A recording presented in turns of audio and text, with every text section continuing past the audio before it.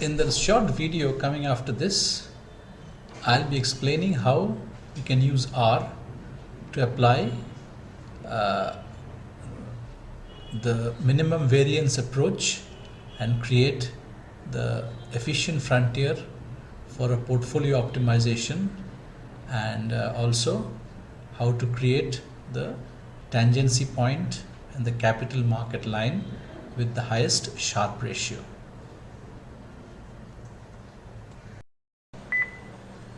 The Quantifin blog has a list of posts which show how R can be applied to certain problems in quantitative finance. In this particular post, we have shown how the Markowitz minimum variance approach to optimization of a portfolio can be implemented in R, and going forward we see how the tangency portfolio and the capital market line is created. In this example, we allow shorts, that is short selling. In a subsequent example, we will show how shorts can be blocked. So let us begin with R.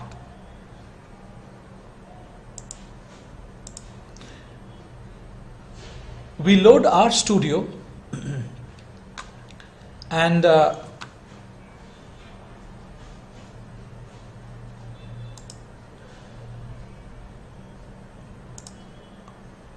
we have a file which has these commands, and we will execute them one by one.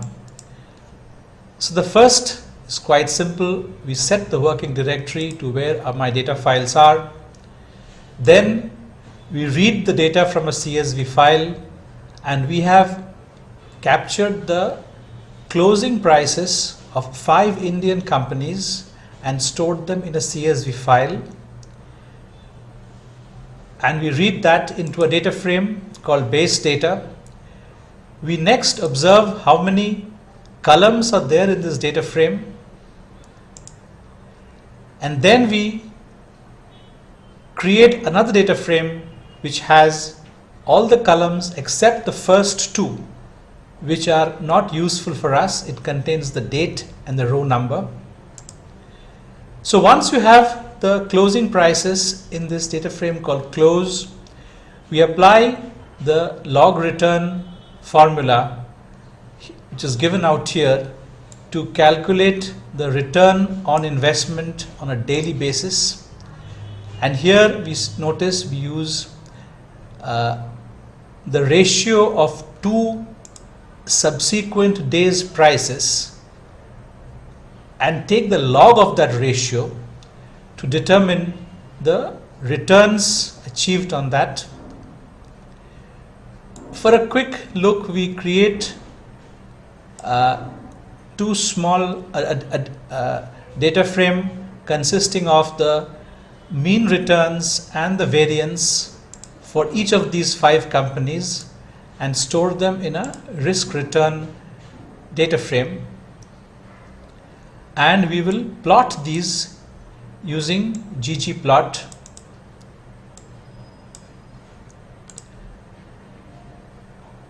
To see how the 5 companies look like on this scale, where you have risk on one side and the daily returns on the other side. The next task is to understand how to arrive at the optimum portfolio, for which we have created a function called ROPT10. Okay. Here, this is the very standard quadratic programming technique has been used, where there is a matrix called DMAT, which is twice the covariance matrix. The D vector is a collection of zeros followed by the expected returns.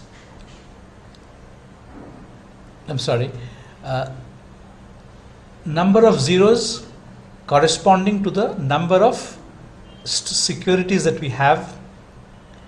The AMAT is the constraint vector, which also consists of a series of ones along with the number of repeated the various average returns. Then you have the result, which is the solution to the quadratic programming minimization process. You would notice we have two inputs to this routine. First is the set of returns, the matrix of daily returns for the 5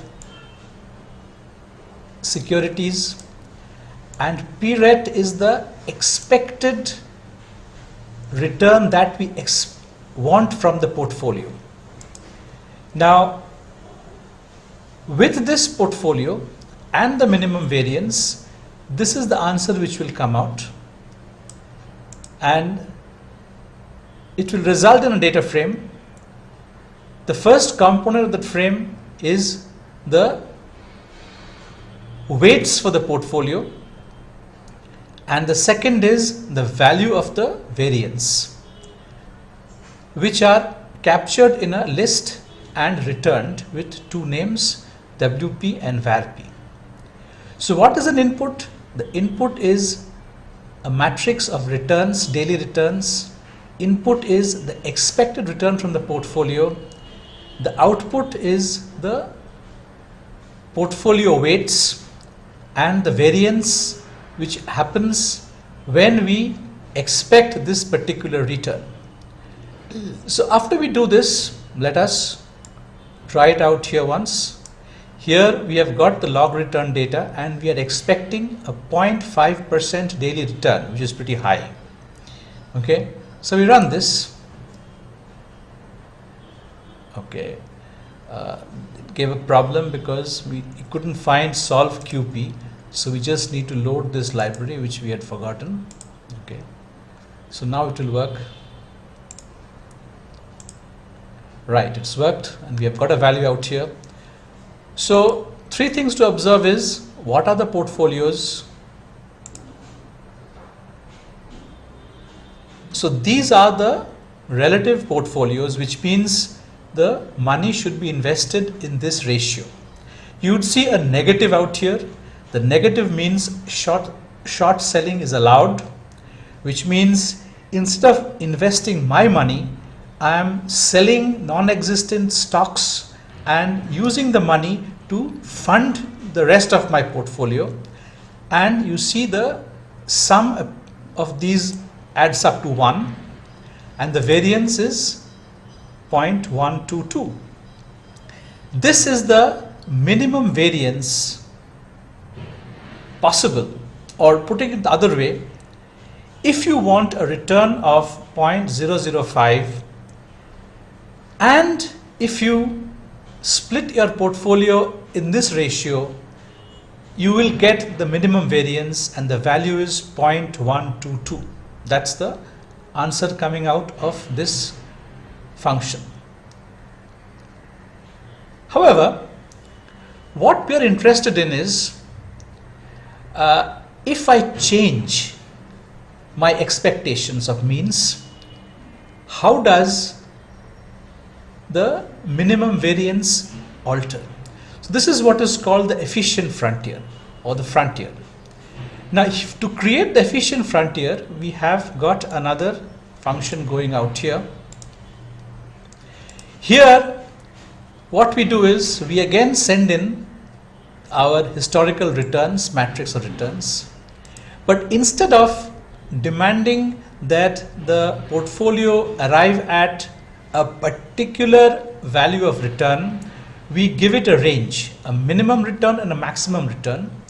For each of this value of this minimum return, of this return, we will go through in a loop and calculate the variance possible, minimum variance possible, and then we will see at which point we get the minimum variance for the entire portfolio. So here what we are doing is we are creating a set of 50 possible returns starting from minimum to the maximum. That's a list. Here we apply apply means that we are applying the same function in a loop 50 times. So we are calling this ropt portfolio, okay, 50 times, each time with a different value of the expected return, okay, and from each we are only extracting the variance part, which shows that for a given value of x, what is the minimum variance that is possible. Once we get the variance and the mean, we bind them together into one data frame. This data frame will have a number of rows, and we try to see which one of these variances is the minimum. That's determined here. So min_var is the minimum variance across the entire data frame. For that particular value of min_var, we now extract the returns of that point, the return that was fed into the system to get this min_var. So now we have two values. One is the return and the other is the min_var. And these two will be a point on our graph. Okay. This will be the point where the curve takes a turn. So this is the minimum point where the curve takes a turn, and we report this. We report the minimum variance of this point, and then we have got this function. Now let us see what happens. Here we will calculate we will run this minimum variance program over a range of returns from -0.5% to +0.5%. Okay. So this is what we get. Now we have got the answer somewhere, and we have also got the weights that we would like at this point. Okay. Now let us see, we want to look at the graph. So for that we have created a program, or rather a function, which plots the values which have come out of min_var. And when we see this, we plot it out here, we get a curve. So this is the efficient frontier curve that comes out, and you see the red point is where we have got the minimum variance. So this means that the efficient portfolio would lie somewhere out here. If you pick any point on this portfolio, you will get a particular value of return and a particular value of variance, and we notice that this is the portfolio where the variance is minimum.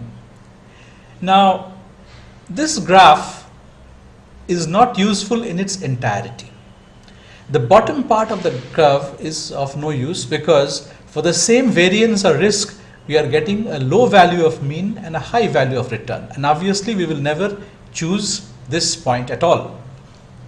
So now we'd like to draw the curve starting from this point and going all the way up here. So our range will now start from minimum variance and go all the way up here. Now how do we find the point of minimum variance? Obviously it's easily available from this one here, because when we calculated Z10, we did get the minimum return, minimum variance point. Okay, and we note that the minimum variance point, the return is 0.0051 minus 51%. Okay, so what we will do now is we will again run this curve, minimum variance, but this time we will start, the minimum point will be either 0 or where the C minimum return is, and the maximum is 0.001 is the maximum return. So if we draw this, run this, and then we plot the output looks rather neat, because now we have got the part of the curve that we wanted. We got the minimum variance point and the curve goes all the way up to here. So this is actually the place where we would like to operate. Okay, this is where we would like our portfolio to operate. Now, where on this particular portfolio do you want? Now, to do that, we'll look at the Sharpe function.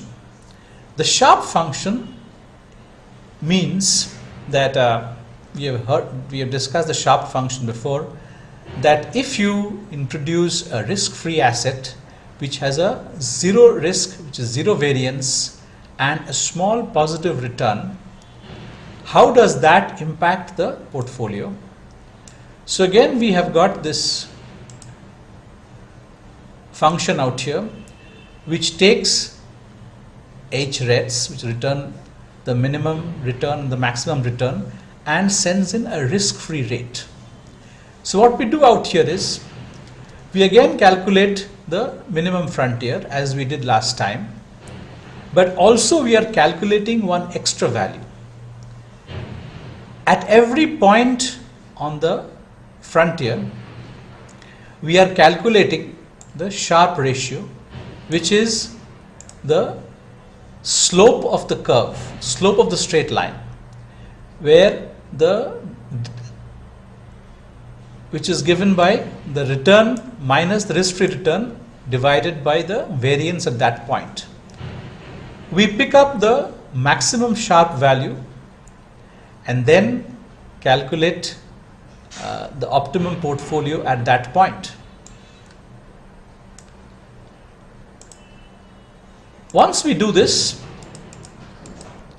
now we are all set to calculate the Sharpe point and the angle and the ratio for the same piece of data, log rate, minimum, 0, and this time with additional information of a risk-free utility.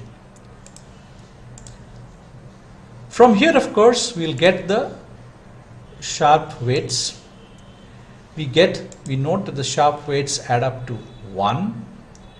We know at the exact point where the minimum happens, what is the return, what is the variance, and what is the Sharpe ratio. Finally, we'd like to draw this curve and see for ourselves what it looks like.